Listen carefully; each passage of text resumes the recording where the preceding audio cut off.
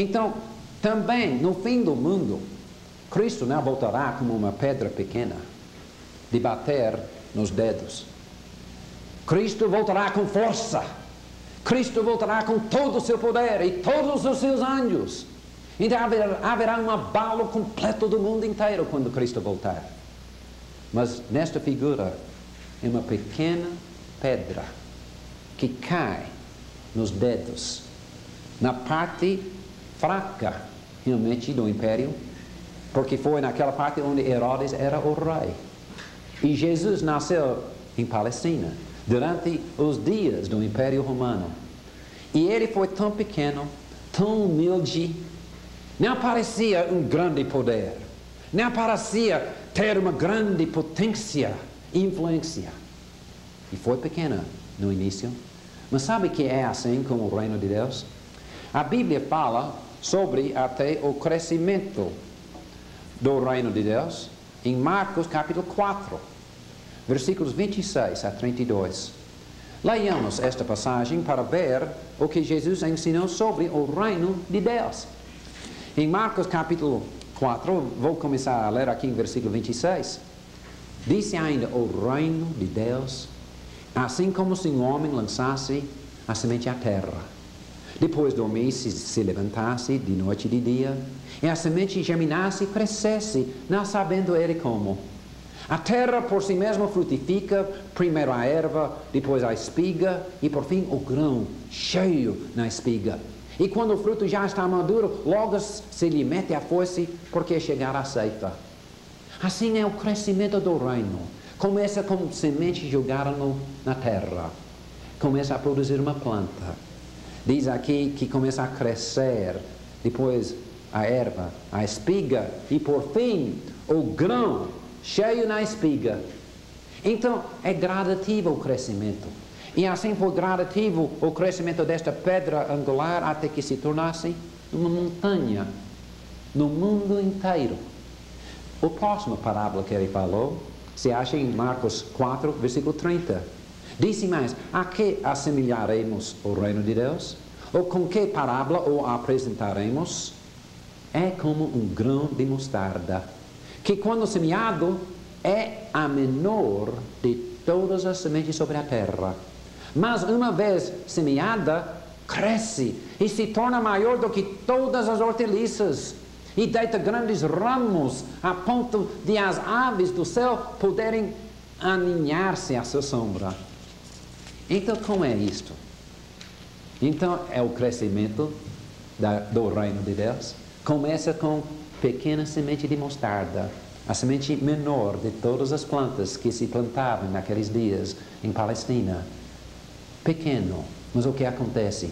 Começa a crescer, crescer, crescer, produz uma planta grande. E assim esta pedra, que era nosso humilde Salvador Jesus Cristo, ele e a influência dele, pelo poder do seu Evangelho, o Evangelho do Reino foi espalhado pelo mundo inteiro. Em Marcos, capítulo 16, versículo 15, então Jesus mandou: ide, portanto, e pregar o Evangelho a toda criatura. Quem crer e for batizado será salvo, quem não crer será condenado.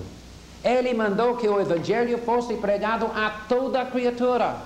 E assim a igreja começou em Jerusalém, pequeno, mas começou a crescer, crescer.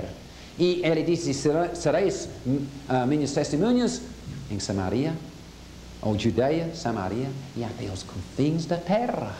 E assim a igreja foi se espalhando, a igreja que é o reino de Deus. Como a igreja é o corpo de Cristo, Cristo é a cabeça. Como o reino, ele é o rei. E assim ele é uma pequena pedra, mas se nós viermos a ele com fé, com amor, e se construirmos as nossas vidas sobre ele, ele se tornará o nosso Salvador, e será a fundação de nossas vidas, e será nosso rei. Então veja, por exemplo, em Mateus capítulo 16, versículos 18 e 19. Nesta passagem, Pedro tinha acabado de confessar que Jesus Cristo é o Filho de Deus. Ele reconheceu esta grande, tão importante, então a verdade mais importante do mundo, que Jesus Cristo é o Filho de Deus. E quando ele confessou esta grande verdade, então Jesus fez esta promessa.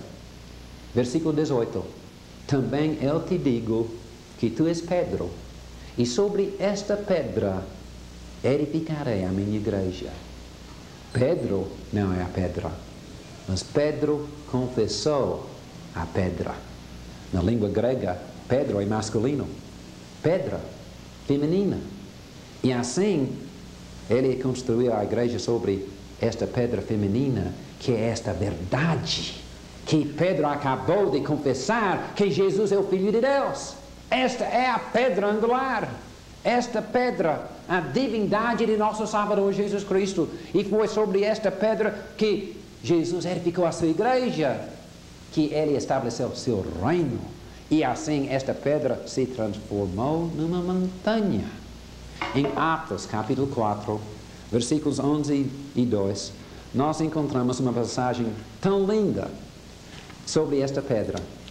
Pedro aqui estava falando. E ele disse, versículo 11, este Jesus é pedra, rejeitado por vossos construtores, a qual se tornou a pedra angular. E não há salvação em nenhum outro, porque abaixo do céu não existe nenhum outro homem dado entre os homens, pelo qual importa que sejamos salvos. Veja, só no nome de Jesus, Ele é a única pedra sobre a qual podemos construir as nossas vidas e ser salvos para sempre. Em 1 Pedro, capítulo 2, e versículos 4 a 9, Pedro escreveu estas palavras para as igrejas na Ásia Menor. E ele falou em versículo 4, chegando-vos para ele a pedra que vive, rejeitada sim pelos homens, mas para com Deus, eleita e preciosa. Veja, chegando-vos para ele a pedra. Vamos então confiar na pedra angular que é Jesus. Vamos construir as nossas vidas em cima dele. Então ele continua dizendo em versículo 5, também vós mesmos, como pedras que vivem, sois edificados casa espiritual, para ser de sacerdócio santo, a fim de oferecer sacrifícios espirituais agradáveis a Deus, por intermédio de Jesus Cristo. Ele diz em versículo 6, eis que ponho em Sião uma pedra angular, eleita, preciosa, e quem nela crer não será de modo algum envergonhado. Então, versículo 9, ele diz, vós, porém, sois raça eleita, sacerdócio real. Por que real? Porque é do reino.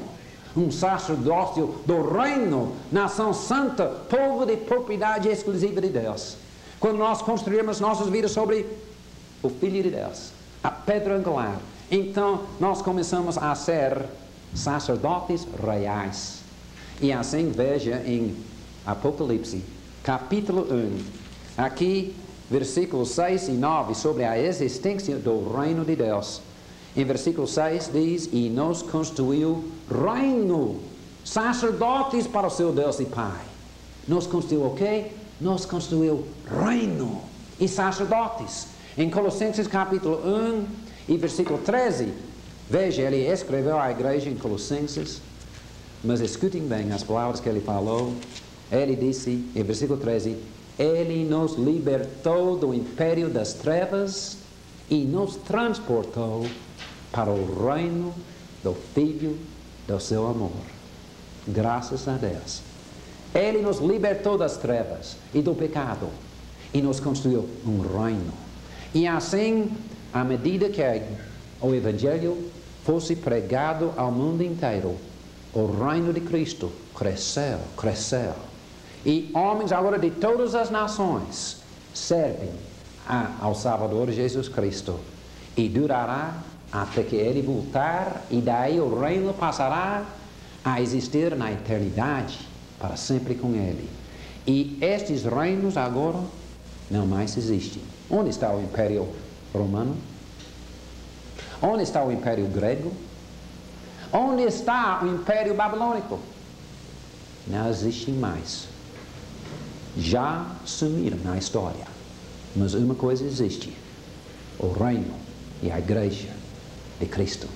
Vamos ficar fiéis e construirmos nossas vidas sobre esta pedra angular que é Jesus.